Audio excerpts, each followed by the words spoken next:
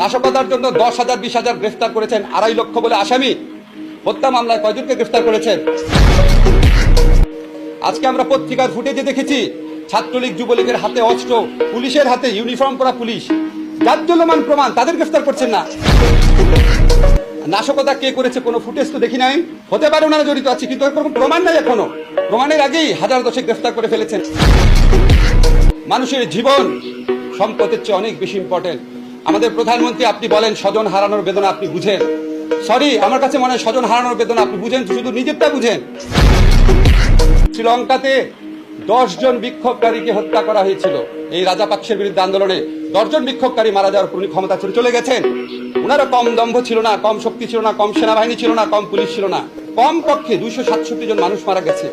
আপনার পদত্যাগের দাবিতে যে সারা বাংলাদেশের মানুষ গণ আন্দোলন করছে না, এটাই তো আপনার সৌভাগ্য।